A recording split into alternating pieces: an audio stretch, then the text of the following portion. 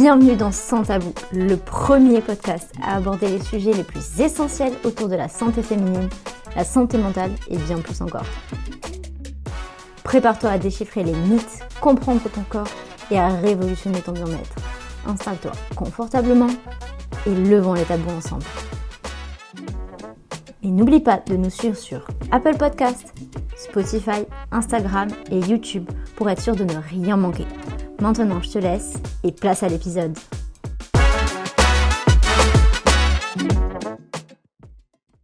Bonjour, bienvenue dans Sans Tabou. Aujourd'hui, on accueille Camille, qui est sage-femme, qui va nous parler de l'accouchement. Bonjour Camille, bienvenue. Bonjour, merci. Je vais te laisser te présenter un petit peu, savoir qui tu es, ton métier réellement du coup. Et puis après, on enchaînera sur les questions un petit peu sur ton métier et surtout l'univers de celui-ci. Donc moi je suis Camille, je suis une sage-femme, je suis diplômée depuis plus de 3 ans maintenant et je travaille dans une maternité parisienne depuis que je suis diplômée. D'accord. Pourquoi tu as choisi ce métier-là en particulier? Qu'est-ce qui t'a donné envie d'exercer ça? Je sais pas. En fait, je pense que sage-femme est un métier qui est très peu connu aujourd'hui. Et moi-même, je connaissais pas très bien ce métier. J'ai été suivie par un gynécologue et j'ai fait médecine parce que je rêvais d'être médecin, d'être pédiatre et animateur et de faire plein de choses. Et puis j'ai passé ma première année de médecine que j'ai pas validée et j'ai passé ma deuxième année de médecine. Et à la fin de la deuxième année, on présente le concours médecine, kiné, sage-femme, etc. Et un peu par hasard, j'ai passé sage-femme, je sais pas trop pourquoi. Et j'ai eu kiné et sage-femme alors que je voulais être kiné du sport parce que je faisais beaucoup de sport à l'époque.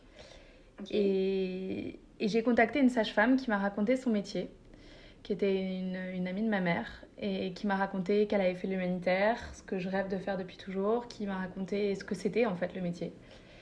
Et ça m'a charmée. Et depuis, je pense que j'ai jamais été aussi contente d'un choix que j'ai réalisé parce que D'accord. C'est un métier dans lequel je suis hyper épanouie et qui est hyper riche et assez vaste. Effectivement. Du coup, tu exerces ce métier depuis combien de temps à peu près? 3 ans, un peu plus de 3 ans. J'ai commencé au moment du Covid. D'accord.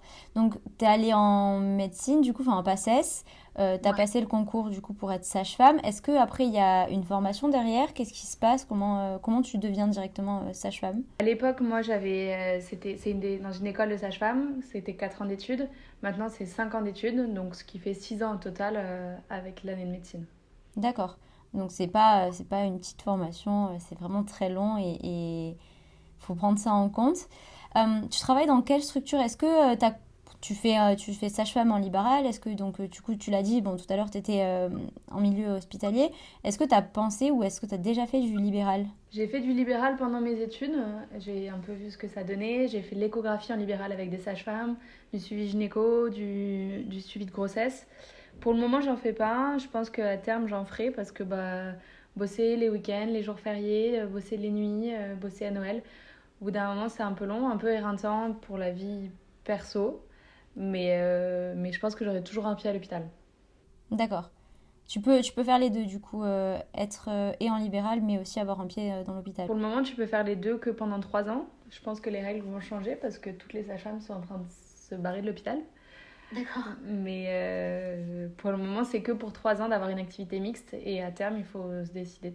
D'accord, ok. Qu'est-ce qui te passionne le plus dans ton métier? C'est une question assez dure. Ce que j'adore dans mon métier, déjà, chaque journée n'est pas pareille. Moi, je serais incapable d'être assise derrière un bureau toute la journée. Je pense que je deviendrais absolument folle. Ce que j'aime le plus, c'est peut-être les échanges que j'ai avec les couples, avec les patientes, avec les accompagnants, avec la fratrie parfois. C'est l'échange qu'on peut avoir, c'est la place dans l'annonce, dans l'accompagnement, dans ces moments forts, ces moments riches dans la vie d'un couple, dans la vie d'une famille qui se crée et la place qu'ils nous laissent voir. C'est aussi la reconnaissance ou l'émerveillement qu'on peut lire dans leurs yeux, c'est plein de choses. Ouais. Et du coup, est-ce que tu gardes contact avec certains couples après ou oui, alors ça t'arrive qu'ils t'envoient des nouvelles de l'enfant ou ils viennent te revoir ou... Moi, je leur propose souvent de revenir me voir. Ça me fait toujours hyper plaisir quand on les croise à l'hôpital. Parfois, ils envoient des faire-part à la mater, mais au nom de la sage-femme ou de l'équipe qui était avec eux pendant l'accouchement ou pendant les suites de couches. C'est toujours hyper émouvant de recevoir des faire-part, ça fait toujours hyper plaisir.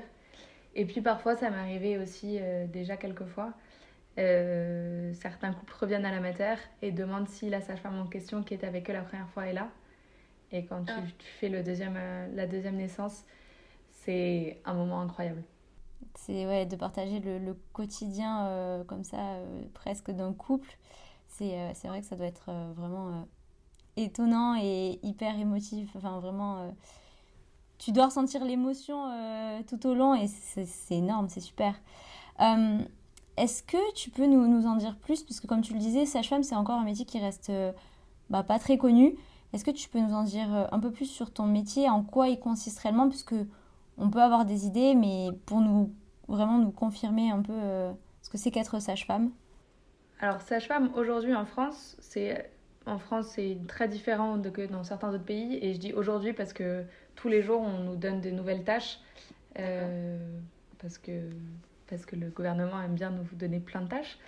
On va essayer d'être l'acteur principal de la santé de la femme. C'est-à-dire qu'on va pouvoir faire tout ce qui va être intervention, prévention sur la santé sexuelle, par exemple, dans les collèges, dans les lycées. On va pouvoir faire du suivi gynécologique, préventif, de la contraception, de la pose de stérilet, des frottis, etc. On va pouvoir réaliser des IVG, des conseils dans les IVG, travailler dans des plannings familiaux, faire du suivi de grossesse, avant, pendant et après l'accouchement, de faire l'échographie, de faire de la rééducation du périnée. On va essayer d'avoir. Ouais, ça va être très complet. C'est très très complet et tu vois vraiment les aspects de avant, pendant, après l'accouchement. En fait, tu suis la personne tout le long par exemple, pratiquement plus d'un an en fait, au final. Et ce qui est chouette, c'est ce que décrivent mes collègues qui travaillent en libéral, c'est de faire le suivi gynécologique d'une femme, la contraception tous les ans, et puis un beau jour, elles arrivent, elles sont enceintes, et donc là, d'enchaîner sur le suivi de grossesse avec cette patiente, de suivre l'après, de quand elles vont revenir avec leur bébé, et puis de reprendre leur suivi gynéco à ce moment-là, c'est assez chouette. Oui, effectivement. Oui. Tu t'accompagnes vraiment la femme de A à Z et c'est top. On va rentrer un peu plus dans le sujet du coup de l'accouchement. Est-ce que tu peux nous dire les différents types d'accouchement qui existent un peu et toi, ce que tu pratiques, si je puis dire?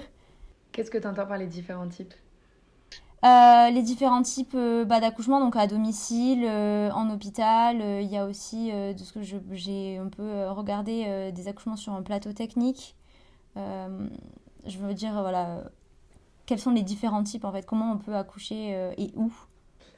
Alors, en France, on peut accoucher à l'hôpital, ça tout le monde le connaît. On peut accoucher effectivement sur des plateaux techniques qui sont pas des hôpitaux, mais qui sont des structures un peu intermédiaires rattachées à un hôpital si jamais il y a une quelconque complication. Et puis, on peut accoucher à la maison, mais en France, c'est encore un sujet un peu litigieux parce que les sages-femmes qui réalisent ces accouchements à domicile doivent payer des assurances qui sont très très chères. Donc peu de sages-femmes ont des assurances pour ces accouchements et donc c'est un sujet qui est plutôt tabou. Mais les choses sont en train d'évoluer progressivement et en disant que par exemple les patientes peuvent accoucher à la maison si elles sont pas trop loin d'un hôpital ou... Enfin voilà, mais aujourd'hui on n'est pas trop censé en parler. D'accord, ok. Euh, Ensuite, on continue du coup un petit peu sur l'accouchement. Comment tu prépares une femme à son accouchement quelles sont les étapes en fait à partir du moment où, admettons que tu l'accompagnes, elle tombe enceinte, elle vient te voir et donc tu arrives à l'accompagner donc du moment où elle tombe enceinte jusqu'à l'accouchement et après, quelles sont les étapes un petit peu de tout ça? Dans la grossesse, tu vas avoir le suivi classique médical, c'est-à-dire que tu as un rendez-vous tous les mois avec un gynécologue ou une sage-femme, plus régulièrement une sage-femme. Tu vas avoir 3 échographies minimum dans la grossesse, qui peut être fait par une sage-femme ou un gynéco aussi, à l'hôpital ou en ville, peu importe, ça dépend notamment où tu habites. Et puis tu vas avoir ensuite les cours de préparation à l'accouchement, qu'on appelle aujourd'hui les cours de préparation à la parentalité, euh, enfin plus globale pour le couple. C'est des cours qui ne sont pas obligatoires, mais en fait qui vont te raconter un peu étape par étape comment se passe ta grossesse, comment va se passer l'arrivée à l'hôpital, ou en tout cas quelles sont les raisons pour lesquelles il faut venir à l'hôpital, comment va se passer ton accouchement, les suites de l'accouchement, le retour à la maison, l'alimentation de ton enfant en fonction de si tu as envie d'allaiter ou lui donner des bibes, les premiers jours de vie de ton enfant. Chaque sage-femme va faire un peu son cours. On n'a pas des cours définis à l'avance. C'est pour ça que c'est hyper intéressant parce que en fonction de la sage-femme avec qui tu tombes, tu vas avoir des infos qui vont être assez différentes. Mais ça va te permettre de te projeter un peu dans l'arrivée de ce bébé qui ne ressemble en rien en l'imagination que tu as de ce bébé qui arrive. Ok, d'accord. C'est intéressant aussi de savoir ça. Tu nous as dit tout à l'heure que tu n'avais pas de journée type dans ton métier. Est-ce que tu pourrais nous raconter un accouchement qui t'a marqué pour un peu contrebalancer cette question de journée type, mais une journée avec un accouchement qui t'a profondément marqué, que ce soit par la famille, par du coup l'enfant en lui-même, enfin quelque chose qui t'a vraiment marqué? Je pense que dans le côté positif, un couple qui m'a vraiment marqué, c'est un couple que j'ai vu arriver à la mater un soir vers, je sais pas, 3-4 heures du mat, avec une patiente qui en travaille. Et c'est un couple qui, en fait, m'avait demandé aux urgences. Ils avaient vu une autre sage-femme aux urgences et ils m'avaient demandé. Et ils m'avaient demandé parce que j'étais là pour la première naissance de leur aîné, où en fait le travail s'était très très bien passé. Et pendant mon examen, à la fin du travail, presque avant l'accouchement, il y a le cordon de l'enfant, le cordon ombilical de l'enfant qui est passé devant la tête de l'enfant. Et ça, c'est une situation d'extrême urgence où il faut qu'on césarise la patiente très rapidement parce que si jamais la tête du bébé comprime le cordon, l'enfant n'est plus oxygéné et l'enfant risque de mourir dans le ventre de sa mère. Et donc, j'ai essayé d'expliquer calmement à ce couple au milieu de la nuit que en fait là il y allait y avoir beaucoup de gens qui allaient arriver dans cette pièce et que moi j'allais devoir garder la main dans son vagin et de retenir la tête de son enfant pour pas qu'elle comprime le cordon, et donc que la naissance allait se faire très très rapidement, que le conjoint pouvait pas venir au bloc opératoire et que j'étais désolée et que j'allais revenir dessus avec eux, etc. Bon, à la fin de l'histoire, la patiente a été césarisée, l'enfant allait très très bien et c'était très chouette, et je suis revenue les voir pendant le séjour. On en avait pas mal rediscuté de cette situation d'urgence qui était un peu difficile. Et donc là, quand je les ai revus récemment au milieu de la nuit, qui viennent pour l'accouchement de leur deuxième enfant et qui me demandent aux urgences, alors que bon, ça a un côté un peu traumatisant, ce qui s'était passé, c'était hyper émouvant et le travail allait hyper vite et j'ai rencontré leur deuxième enfant avec eux qui est né avec moi par voie basse et tout s'est très très bien passé. Et ça, par exemple, c'est un moment qui est unique et c'est trop beau. Et quelques mois après, on parlait des faire-part justement. J'ai reçu un faire-part de leur part avec les deux faire-part de l'enfant et un mot de eux me remerciant personnellement de tout ce que j'avais fait et que si jamais il y en avait un troisième, ils souhaitaient que ce soit moi. Et, enfin, c'est des moments qui sont par exemple dingues, mais ouais, effectivement, j'ai pas de journée type à l'hosto. Il y a rien qui se ressemble. Ouais, ça fait chaud au cœur en tout cas. Concernant un peu les modes, on va dire, d'accouchement, qu'est-ce que... Enfin, en fait, on se demande parfois en fait, s'il n'y a pas des modes, tu vois, concernant l'accouchement, à savoir, du coup, voix basse, césarienne de confort, toutes ces choses-là. Est-ce que tu pourrais nous expliquer un petit peu les différents types d'accouchement qu'il peut y avoir, dans le cas où ça se passe bien, ou ça se passe un peu moins bien? Les différents types d'accouchement, pour moi, ça va être un accouchement voix basse ou une césarienne. Quand c'est un accouchement voix basse, ça va être avec péridurale ou sans péridurale. Et une césarienne, ça peut être une césarienne programmée. Donc elle peut être programmée parce qu'il y a une pathologie fœtale, un problème, une maladie au niveau du fœtus, une pathologie de la mère, des antécédents de césarienne, ou ça peut être des césariennes comme tu dis de confort.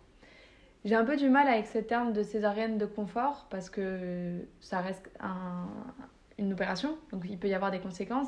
Mais je pense que dans certains cas, chez certaines personnes, notamment lorsque les patientes ont un vaginisme fort, donc un problème à être examiné au niveau gynécologique, ou à avoir des rapports sexuels, ou un problème, pour imaginer tout simplement un enfant qui passe par les voies génitales, ça peut être une césarienne de confort qui est tout à fait justifiée à mon sens. En revanche, certaines patientes qui nous disent qu'elles veulent une césarienne parce qu'elles ne s'imaginent pas avoir parce que leur mère a une césarienne, par exemple, pour moi, ce n'est pas une raison de réaliser une opération qui a quand même des risques, même si les risques sont moindres par rapport à d'autres opérations beaucoup plus importantes. Et après, au niveau des accouchements, tu as effectivement les accouchements avec ou sans péridurale. Et ça va dépendre des patientes en fonction de ce qu'elles veulent, comment elles sont préparées. Si elles ont fait des cours de préparation orientés justement sur l'accouchement sans péridurale. Voilà.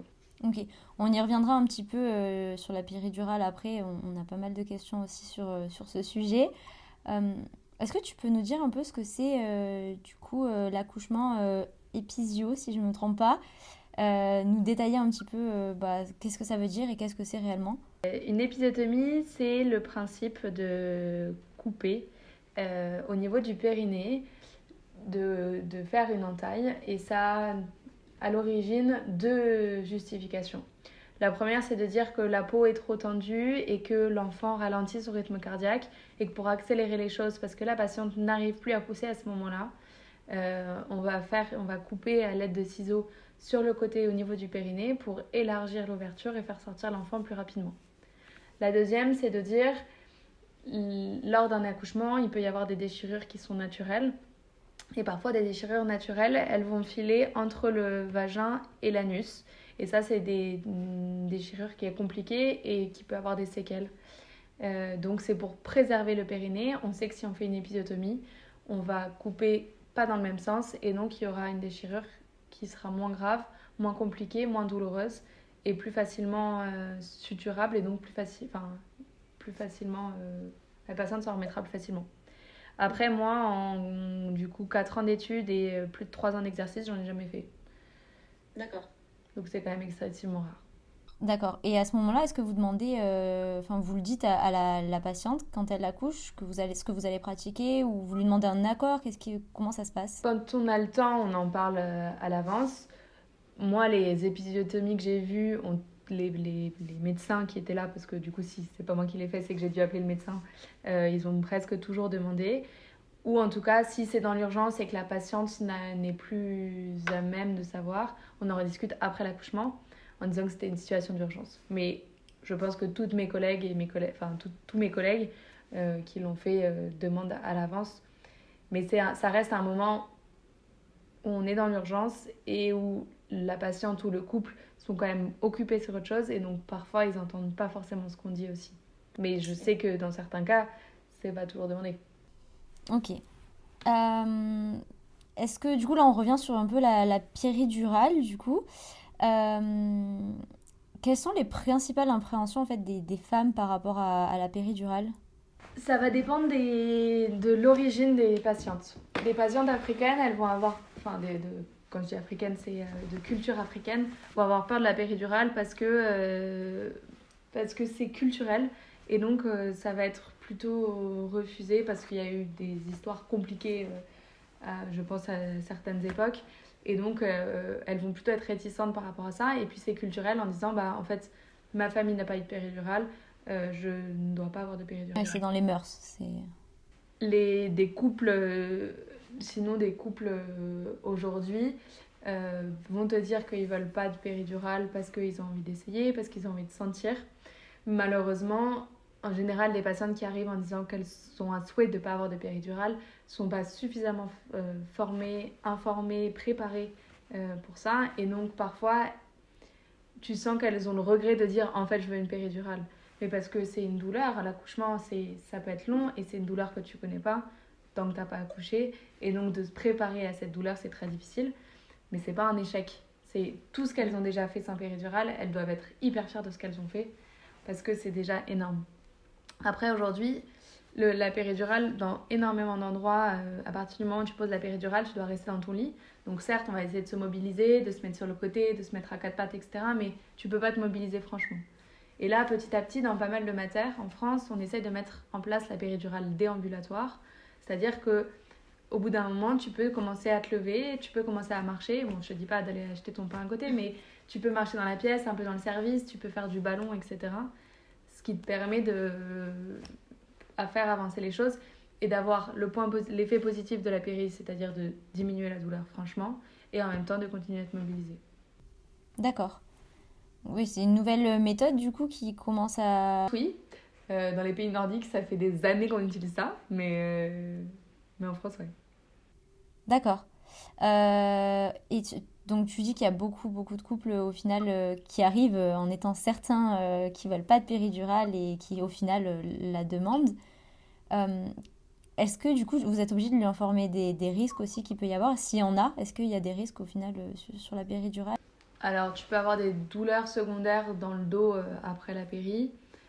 La péri en elle-même, il y a très, très, très, très, très peu de risques. Euh, et un des principaux risques, entre guillemets, c'est qu'elle ne fonctionne pas suffisamment parce que tu la poses trop tard dans le travail. En revanche, il y a des risques de ne pas la poser. Par exemple, s'il y a des anomalies du rythme et que tu dois réaliser, il y a une bradycardie du cœur du bébé, c'est-à-dire que le bébé a un cœur qui devient très très bas et que tu dois réaliser une césarienne en urgence. S'il n'y a pas de péridurale, et ben la césarienne, elle sera sous anesthésie générale. D'accord. Euh, J'avais encore une question du coup sur la péridurale. Tu disais que si on la pose trop tard, du coup, elle peut ne pas faire effet. À quel moment exactement on pose la péridurale?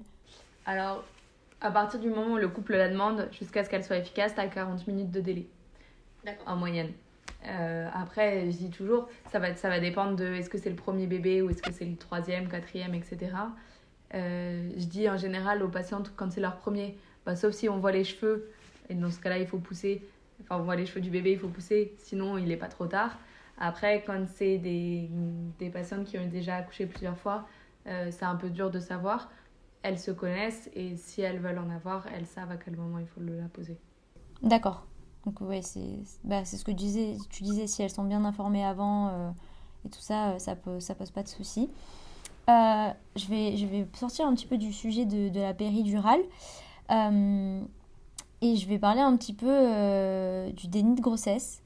Est-ce que tu as eu des femmes que tu as accompagnées qui ont fait un déni de grossesse et comment elles ont vécu cette situation et comment toi en fait tu peux les accompagner au mieux dans cette situation-là du début jusqu'à la fin? Alors, j'ai vu plusieurs dénis de grossesse. Tu as des dénis de grossesse partiels et complets. C'est-à-dire, j'ai vu des patientes qui sont arrivées, qui avaient mal au ventre. Tu leur as dit qu'elles étaient enceintes. Le ventre qui a poussé et une heure après, elles étaient en train d'accoucher. Ça m'est arrivé 2 fois. Euh, et j'ai vu aussi des dénis de grossesse partielle, c'est-à-dire c'est pareil, des femmes qui viennent te consulter en cabinet et qui te disent qu'elles ont mal au ventre. Et là, elles sont entre guillemets qu'à 5 mois de grossesse. Donc elles ont encore ce temps-là, ces quelques mois qui va leur rester de grossesse pour accepter cette grossesse, l'anticiper, etc. C'est compliqué le déni de grossesse, ça arrive dans tous les milieux, ça peut arriver à n'importe quelle femme. Et c'est un effet psychologique qui se passe dans ton corps, de dire que la grossesse, tu ne serais pas capable de l'accepter aujourd'hui en tant que telle. Et donc, ton corps va faire en sorte de cacher cette grossesse. Mais ça peut être une patiente qui est toute fine, qui n'a pas de ventre. Enfin, c'est quelle que soit la morphologie et vraiment, vraiment, quel que soit le milieu duquel elle vient. Les accompagner, c'est dur. C'est dur parce que ça veut dire qu'il y a eu un conflit interne chez ces patientes qui ont fait que cette grossesse n'était pas acceptée.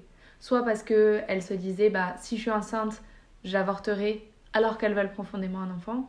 Soit parce que bah, pour elles, aujourd'hui, c'est impossible. Ou parce qu'il y a eu aussi des erreurs médicales de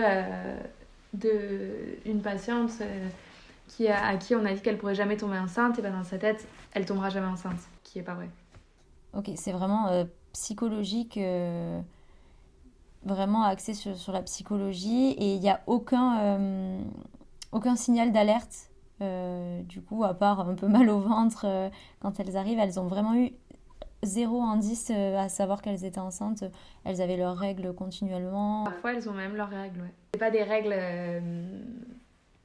c'est pas leurs mêmes règles que d'habitude, mais elles ont des règles. D'accord. Et l'enfant, donc, comment il arrive à faire sa place justement, c'est un peu scientifique pour le coup, mais c'est vrai que on se pose toujours la question de savoir comment l'enfant fait sa place. C'est difficile de savoir parce qu'il n'y a pas d'écho qui est faite du coup en anténatal, mais de ce qu'on comprend, c'est que l'enfant vient se loger contre la colonne vertébrale et va essayer de prendre le moins de place possible. Mais en général, c'est des enfants qui vont naître de bon poids à la naissance, il va pas y avoir de répercussions sur cet enfant, en tout cas physique. D'accord. tant mieux. Là, on va aborder un sujet un peu encore épineux, on va dire. Les femmes que tu suis au tout début et qui ensuite tombent enceintes, quand l'enfant en fait décède, qu'elles perdent l'enfant, est-ce que toi aussi tu as sur ce suivi psychologique aussi derrière? Comment ça se passe quand on est sage-femme et qu'on a sa patiente en fait qui perd son enfant? Alors, je pense que j'ai un regard assez biaisé par rapport à mon métier sur ce sujet, parce que je suis dans une matière où on deal tous les jours avec la pathologie, avec la maladie fétale, avec la mort in utero, avec la mort postnatale, avec les interruptions médicales de grossesse, quel que soit le terme, hein, ça peut être à 6 mois, 8 mois de grossesse, peu importe, parce que l'enfant est atteint d'une maladie d'une particulière gravité.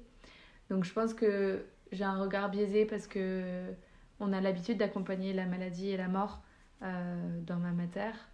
Ou en tout cas, on essaye d'accompagner au mieux. Il y a un relais des psychologues qui est très présent. Chez nous, les psys, elles sont vraiment, vraiment top et elles sont hyper présentes et très à l'écoute des demandes qu'on fait pour nos patients. Mais ouais, je pense qu'on a un vrai rôle dans l'accompagnement. Je pense qu'on crée peu de distance avec nos patientes, ce qui nous épuise, ce qui nous fatigue, ce qui nous nourrit émotionnellement aussi. Mais je pense qu'on a un vrai rôle dans le soutien psychologique de ces couples. Et on fait aussi un peu le relais entre, tu vois, quand on peut, on essaye d'accompagner nos patientes quand elles vont voir pour la première fois leur enfant qui est hospitalisé dans un service de réa ou de soins intensifs. Ou rien qu'hier, ça m'est encore arrivé, une patiente qui avait interrompu sa grossesse à 30 semaines, donc ce qui correspond à peu près à 7 mois de grossesse. Et donc l'enfant mort est né avec moi. Je l'ai récupéré, je lui ai fait ses premiers soins. Et puis ensuite, le couple voulait rencontrer leur petite fille. Ils l'avaient prénommée. Et donc je suis revenue avec eux pour leur présenter leur petite fille qui était décédée. Et ça m'arrive toutes les semaines ou toutes les 2 semaines.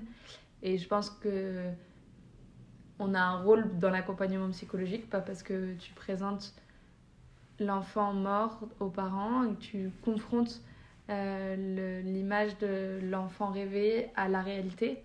Et donc, tu peux pas te dire, tu vas pas utiliser les mots que tu utilises d'habitude, tu vas pas dire que c'est cool, tu vas pas dire que c'est chouette, tu vas pas. Et moi, je pense que tu l'as vu depuis le début, je suis assez expansive et j'utilise plein de mots, enfin très fort, enfin très plein d'émotions. Et donc, tu te dois aussi de prendre ce temps et malgré toute l'activité qu'il y a autour, tout ce que tu dois faire, tout le boulot qui est à côté et toutes les urgences qui t'attendent, tu dois arriver dans cette pièce calme, sereine et accepter le temps dont ils ont besoin. Est-ce qu'ils ont besoin que tu restes avec eux? Est-ce qu'ils ont besoin que tu les laisses seuls? Est-ce qu'ils veulent l'avoir ou pas finalement? Est-ce qu'ils veulent que ce soit toi qui la tienne? Donc je pense qu'on a un rôle. On n'est pas très bien formé pendant nos études là-dessus. Mais en même temps, toutes les sages-femmes n'ont pas ce rôle aussi parce que chaque matière est différente et chaque sage-femme bosse différemment.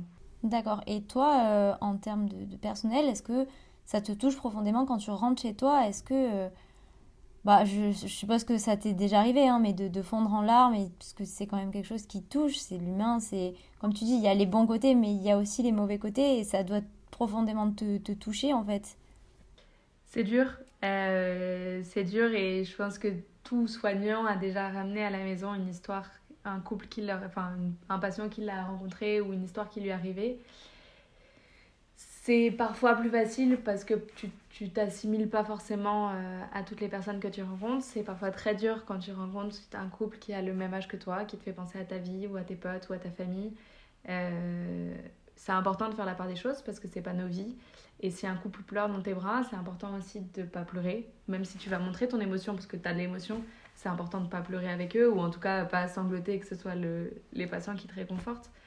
Mais ouais, je pense que moi, ce qui m'aide dans la vie, c'est d'être très bien entourée et de pouvoir faire plein de choses en dehors pour me changer les idées.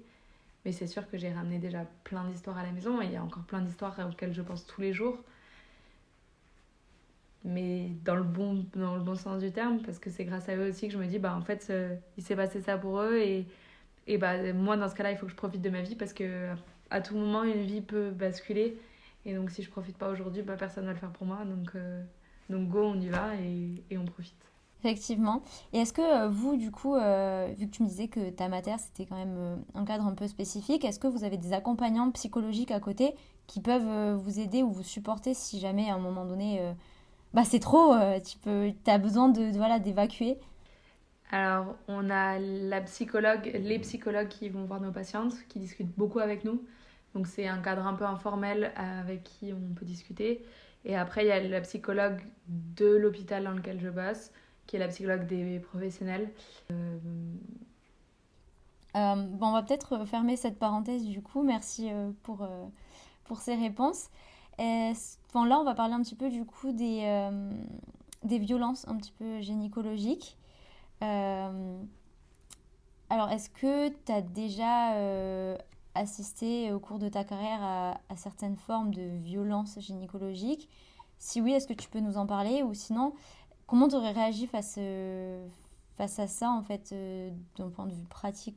Qu'est-ce que tu aurais fait? Est-ce que vous avez une formation aussi qui vous encadre et qui vous dit un peu, bon, pas ce que c'est les violences gynécologiques, parce que ça tombe un peu sur le sens, mais comment bah, éviter ça et comment dénoncer ces faits-là, entre guillemets? Alors, c'est un sujet un peu touchy et je pense que c'est un sujet personnel parce que ce que toi tu vas pouvoir vivre comme violence gynécologique, peut-être que moi je la vivrai pas de la même manière. Et à l'inverse, moi en tant que professionnelle de santé, ce que je vais voir, je vais me dire que c'est une énorme violence gynécologique alors que toi en tant que patiente, tu le vivras pas du tout de la même manière. Donc, c'est un peu dur de te répondre. J'ai envie de dire que si j'en voyais, j'irais le gueuler sous tous les toits et je ferais remonter l'information. Mais la réalité des choses, je sais pas si c'est vrai. Parce que justement, si toi tu l'as pas vécu comme une violence, est-ce que je vais te créer un traumatisme que tu n'as pas vécu personnellement parce que moi ça m'a choqué. Après, j'en ai déjà rediscuté avec certaines personnes qui ont fait des choses devant moi en disant écoute, ça m'a pas plu ce qui s'est passé. Euh, parce que j'ouvre un peu beaucoup ma gueule. Mais, mais j'en ai. Ou si des patientes vont raconter des faits, de dire eh ben alors dans ce cas-là, écrivez-le à au service de l'hôpital, écrivez-le, faites-le remonter pour pas que ça réarrive. Si j'ai pas vu la chose, hein, bien sûr. Et si j'ai vu la chose, j'imagine, et que la patiente m'en parle, j'imagine que je dirais bah, on va organiser une réunion tous ensemble pour en rediscuter et pour savoir ce qui s'est passé vraiment. Mais si la patiente n'en parle pas, alors que je vais lui tendre des perches, dans ce cas-là, je pense que je dirais rien Oui, c'est pas, tu peux pas, voilà, tu peux pas créer quelque chose chez elle qu'elle considère pas comme ce qui s'est passé pour justement éviter, c'est déjà assez dur en accouchement et tout ce qui va avec, pour en plus rajouter ça par-dessus. Est-ce que il y a davantage de femmes qui te posent des questions sur ça, justement, les violences gynécologiques, qui sont angoissées par rapport à ça? pas tellement. Après, elles ont un questionnaire en début de grossesse quand elles ont un entretien avec une sage-femme en parlant des différentes violences qu'elles auraient pu subir dans leur vie et notamment des violences gynécologiques. J'ai pas l'impression qu'il y en ait beaucoup qui soient remontés aux oreilles des soignants. Ou en tout cas, c'est pas une peur dont elles parlent. Après, tout dépend de ce qu'on appelle une violence gynécologique. Il y a très souvent des femmes qui arrivent avec un projet de naissance en disant je ne veux pas d'épisio. Est-ce que pour elles, ça sous-entend je veux pas de violence gynécologique, c'est possible? Et c'est pour ça qu'on revient vers elles en disant bah, en fait, une épisio n'est pas une violence. Et quand on le fait, c'est qu'il y a une urgence. Mhm. Oui, Mais c'est important de sensibiliser et de bien redéfinir les termes avec la personne avant. Ça peut éviter justement des conflits après. Et c'est aussi votre rôle, comme tu l'as dit, dès le départ, tout expliquer bien et de bien faire ce travail en amont pour que justement le jour J, ça évite ce genre de situation. Euh, et là, du coup, on va parler maintenant du postpartum un petit peu. Euh, Est-ce que tu peux nous décrire un petit peu bah, en quoi consiste la dépression postpartum, puisqu'on en entend beaucoup parler, ça fait de plus en plus parler, on libère un peu plus la parole sur le postpartum, sur la dépression. Est-ce que tu peux nous expliquer un peu comment c'est Et comment on pourrait, enfin, est-ce que tu arrives à la détecter chez certaines femmes où tu te dis peut-être qu'après l'accouchement, ça risque d'arriver ou pas du tout, ça tombe comme ça du jour au lendemain? Alors, moi, je peux pas en voir parce que comme je bosse que à l'hôpital, la dépression du postpartum, elle arrive beaucoup plus tard. La dépression du postpartum, elle peut être là chez la femme, mais aussi chez le conjoint ou la conjointe. Euh, Elle est très fréquente et elle est très peu détectée. Et ça, c'est vraiment, vraiment un mal-être et c'est une erreur de prise en charge. Euh, c'est des patients ou des patientes qui vont s'isoler, qui vont plus trop en parler et ça, c'est horrible. Parce qu'elles vont être seules et elles vont être seules avec un bébé qui est à la maison, qui a besoin d'elle ou de lui, euh, qui a qui ne va plus du coup manger ou qui va plus pleurer, qui va augmenter ce mal-être-là. Nous, ce qu'on fait à la mater, donc dans le postpartum, tu restes 2, 3, 4 jours à l'hôpital après ton accouchement ou ta césarienne. Et nous, à ce moment-là, on va essayer de faire de la prévention en disant, bah voilà, le baby blues, c'est un fait, c'est la chute des hormones, ça se passe en général à l'hôpital, c'est la fatigue qui s'accumule, c'est normal d'être très triste, c'est pas grave, c'est transitoire, on est là, on en parle. En revanche, la dépression du postpartum, c'est quand tu rentres à la maison, c'est 1 mois, 2 mois, 3 mois après l'accouchement. Et ça peut durer parfois très très longtemps si tu restes tout seul dans ce mal-être-là. Donc là, il y a des entretiens qui sont en train d'être mis en place. Il y a par exemple la consultation à 1 mois de vie de l'enfant avec la sage-femme qui va être obligatoire pour le couple avec le bébé pour rediscuter un peu de tout ça, pour rediscuter aussi de est-ce que les personnes sont isolées ou est-ce qu'ils ont un entourage proche, est-ce qu'ils ont de la famille, est-ce qu'ils ont des potes. Ça, c'est vraiment important. Euh, mais ouais, ça augmente vachement. Et je pense que ça, c'est... Là, il y a un article qui est sorti il n'y a pas très longtemps sur le Vidal, qui est une plateforme qui recense les médicaments, etc. Et qui montrait justement que, bah, par exemple, l'Île-de-France est une région où il y a énormément de dépression du postpartum et qu'en fait personne s'en occupe alors qu'on est censé être dans une région où il n'y a pas de désert médical, où si tu as besoin de quelqu'un, tu peux aller voir quelqu'un parce que il y a plein de psychologues, il y a plein de sages-femmes, de pédiatres, de machins, de trucs, et que même dans une région où tu as des professionnels de santé, et ben, tu as encore énormément de dépression et ça c'est un échec. Ok. Du coup, quand tu parles de baby blues, donc on différencie bien baby blues et dépression postpartum. Baby blues, c'est le fait d'avoir accouché et de plus avoir ce sentiment d'être enceinte et de je sais pas comment l'imaginer, mais voilà, de plus pouvoir, entre guillemets, bah, avoir l'enfant dans son ventre et donner naissance, on va dire. Et du coup, à contrario, le postpartum, donc la dépression, c'est le fait de justement avoir fini tout ça et la fatigue qui s'accumule, qui arrive. Donc, qu'est-ce que c'est exactement? Quelle est la différence? Le baby blues, ça va être plutôt, par exemple, enfin, j'extrapole un peu, mais c'est à peu près la première semaine où t'as la fatigue, t'as les chutes d'hormones, tu comprends pas trop ce qui t'arrive, c'est difficile de gérer un bébé. Enfin, si t'as jamais eu d'enfant et que tu connais pas du tout le monde de la maternité, bah en fait, t'as quelque chose qui va dépendre de toi à 24 heures sur 24. Et toi, sur les moments où ton enfant dort, t'as envie de faire 1000 choses, sauf quand tu tiens pas à la longueur. Et donc, il se passe pas mal de trucs. Et donc, très souvent, les patientes, au deuxième, troisième jour à la mater, sont en larmes pour tout ça, pour la fatigue, pour les hormones, pour tout ça. Et c'est pas grave. Et elles en parlent souvent en rigolant. En revanche, la dépression du postpartum, c'est la confrontation entre l'image de l'enfant imaginé et l'enfant réel. C'est le fait de dire, bah, en fait, je sais pas faire. Je suis une mauvaise mère, je suis un mauvais père. Et personne n'est là pour moi et personne ne m'aide et je suis seule et je parle toute la journée bébé et je parle à eux et c'est fatigant et c'est épuisant et c'est pas stimulant et c'est un cercle vicieux qui s'engraine et c'est souvent des personnes qui vont plus trop voir leurs amis, plus trop voir leurs proches, qui vont se retrouver un peu seules, qui vont pas réussir à en parler en tout cas, même à leur conjoint ou à leur conjointe et c'est terrible parce que moins tu vas en discuter, moins tu vas être entouré, plus tu vas sombrer. D'accord. Ouais, c'est bien de bien expliquer le distinguo parce qu'on peut souvent confondre du coup baby blues et dépression postpartum. Euh, donc tout à l'heure, je reviens un petit peu sur ton métier. Tu nous disais que donc, tu faisais beaucoup de prévention. Est-ce que donc tu vas faire des préventions aussi dans les collèges et les lycées?